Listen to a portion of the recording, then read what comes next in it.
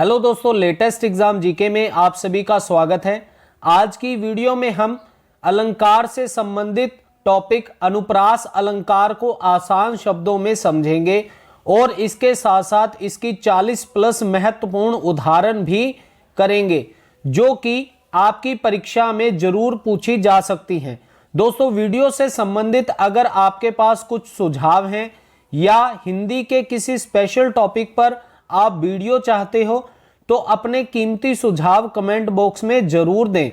और दोस्तों, आपसे रिक्वेस्ट है, अगर वीडियो से आपको कुछ सीखने को मिले तो प्लीज वीडियो को लाइक शेयर जरूर करें और चैनल को सब्सक्राइब कर बेल आइकन को भी प्रेस कर दें ताकि आगे आने वाली सभी वीडियो के नोटिफिकेशन आप तक पहुंच सके। तो चलिए वीडियो शुरू करते हैं। तो देखिए, अनुप्रास अलंकार क्या होता है। अनुप्रास अलंकार दो शब्दों के मेल से बना है, अनु प्लस प्रास। जब हम बात करें अनु की तो अनु का अर्थ होता है बार बार और प्रास का अर्थ होता है वर्ण।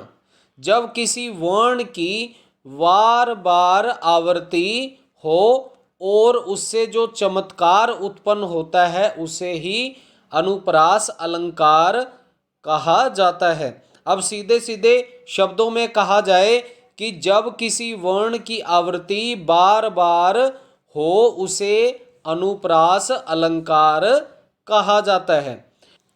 दोस्तों, अनुप्रास के 5 प्रकार होते हैं। पहला है छेका अनुप्रास। छेका अनुप्रास जब आता है जब वर्णों की आवृत्ति एक से अधिक बार होती है।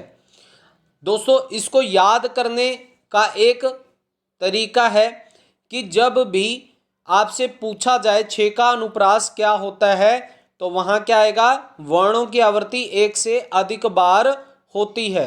जैसे कि मुद मंगल में संत समाजू जो जग जंगम तीरथ राजू। यहां पर देखिए म वर्ण की आवृत्ति बार बार हो रही है, स और स की भी, ज और ज की भी, यानी कि जब वर्णों की आवृत्ति एक से अधिक बार हो उसे छेका अनुप्रास कहते हैं। अगला देखिए वृत्तानुप्रास। वृत्तानुप्रास का सीधा सीधा अर्थ है कि एक वर्ण जो बार बार आए। ठीक है, जब एक ही वर्ण की आवृत्ति बार बार होती है, जैसे कि चंदू के चाचा ने चंदू की चाची को चांदनी चौक पर चांदी के चम्मच से चटनी चटाई। अब यहाँ पर च च च च वर्ण की आवृत्ति आ रही है तो वह वृत्तीय अनुप्रास होगा। जैसे कि काम कोह कलिमल करगिन के, तो यहाँ पर क की आवृत्ति बार बार हो रही है। अब दोस्तों, इसमें आपको प्रश्न किस प्रकार का आएगा, आपसे पूछ लिया जाएगा जब वर्णों की आवृत्ति एक से अधिक बार होती है तो उस अलंकार को क्या कहते हैं। तो आपसे ऑप्शन दे दिए जाएंगे तो उसमें छेका अनुप्रास को आपने चूज करना है। और इसी तरह वृत्तीय अनुप्रास को भी पूछा जा सकता है, जब एक ही वर्ण की आवृत्ति अनेक बार होती है उसे क्या कहते हैं, तो उसे वृत्तीय अनुप्रास कहते हैं। और दोस्तों, जो वृत्तीय अनुप्रास है ये बहुत ज़्यादा महत्वपूर्ण है क्योंकि ज़्यादातर प्रश्न इसी में से पूछे जाते हैं। अगला प्रकार देखते हैं लटानुप्रास। जब एक शब्द या वाक्य खंड की आवृत्ति होती है उसे लटानुप्रास कहते हैं। दोस्तों, इसके अंदर क्या होगा कि एक ही वाक्य को 2 बार लिखा जाएगा परंतु उसका अर्थ अलग अलग निकलेगा। जैसे कि वही मनुष्य है जो मनुष्य के लिए जिए। पूत कपूत तो क्यों धन संचय, पूत सपूत तो क्यों धन संचय। इस तरह का वाक्य आपको मिलेगा जो कि दोनों ही शब्द एक तरह से होंगे परंतु इनके अर्थ अलग अलग निकलेंगे। अगला देखिए अनंत्यानुप्रास। जब अंत में तुक मिलता हो उसे अनंत्यानुप्रास कहते हैं। दोस्तों, बिल्कुल सिंपल सा है, ये नाम से ही पता चलता है। अनंत्यानुप्रास यानी कि अंत में तुक का मिलना।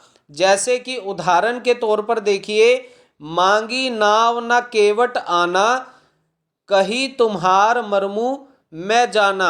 तो यहाँ पर आना जाना इस तरह के जो तुक हैं वो आपस में मिल रहे हैं, तो ये अनंतानुप्रास की कैटेगरी में आएगा। अगला देखिए श्रुत्यानुप्रास, जब एक ही वर्ग के वर्णों की आवर्ती होती है उसे श्रुत्यानुप्रास कहते हैं।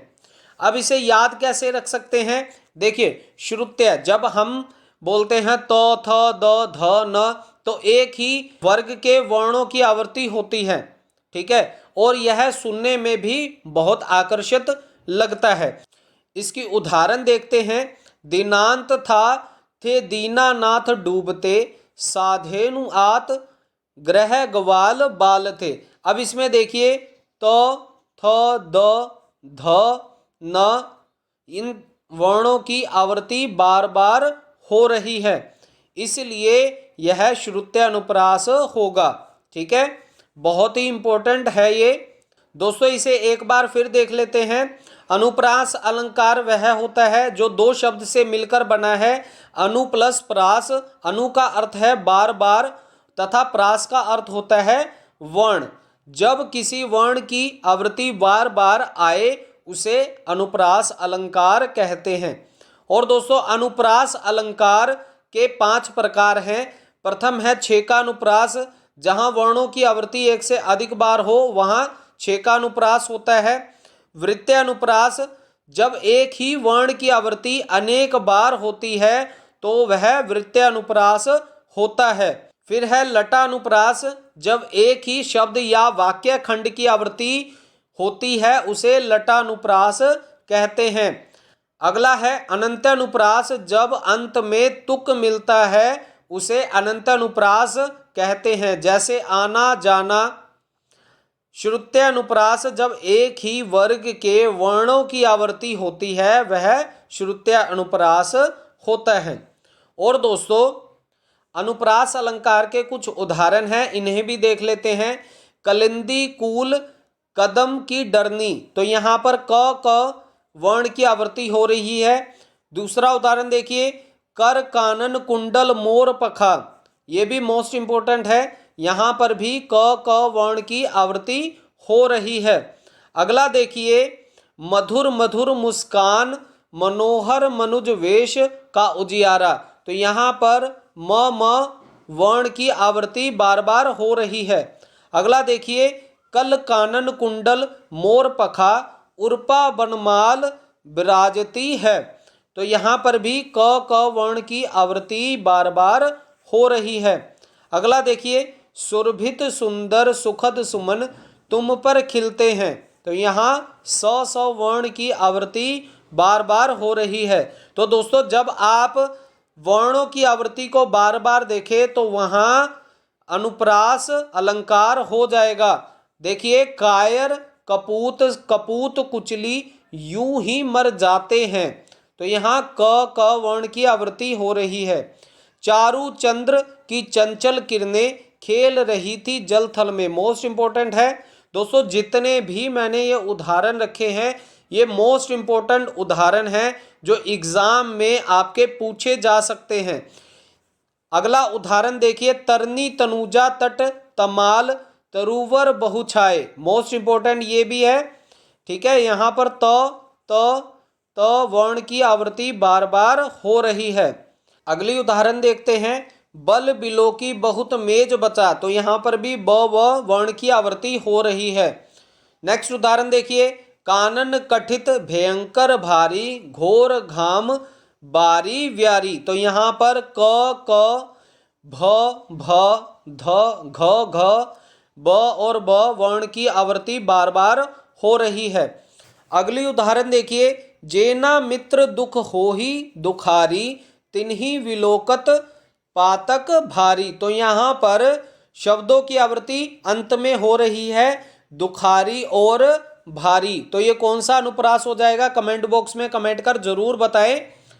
अगली उदाहरण देखते हैं, निज दुख गिरी सम रज करी जाना मित्रक दुख रज मेरु समाना, तो यहाँ पर भी शब्दों की आवृत्ति अंत में एक समान हो रही है, जैसे जाना और समाना। उदाहरण 12 देखते हैं, रघुपति राघव राजा राम, तो यहाँ पर र र वर्ण की आवृत्ति बार बार हो रही है। अगली उदाहरण देखिए, कोमल कलाप कोकिल कमनीय कूकती थी। तो यहां पर भी क वर्ण की आवृत्ति हो रही है। दोस्तों, अनुप्रास अलंकार में से एग्जाम में प्रश्न जरूर बनते हैं, तो इसे बहुत ध्यान से करिएगा। अब इसके अलावा भी मैंने कुछ और उदाहरण आपको दी हैं, वो भी आप देख लीजिए और इसका स्क्रीनशॉट लगा सकते हैं। तो दोस्तों, ये हैं अनुप्रास अलंकार के कुछ महत्वपूर्ण उदाहरण। आप इनके स्क्रीनशॉट ले लीजिएगा, ये आपके एग्जाम के लिए बहुत ज़्यादा महत्वपूर्ण साबित होंगे।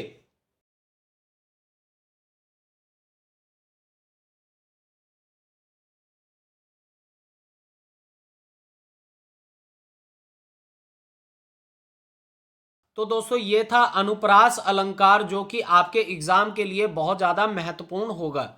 दोस्तों, अगर अभी तक आप वीडियो को देख रहे हैं और आपने चैनल को सब्सक्राइब नहीं किया तो प्लीज़ चैनल को सब्सक्राइब कर वीडियो को लाइक और शेयर जरूर करें। मिलते हैं नेक्स्ट वीडियो में। जय हिंद।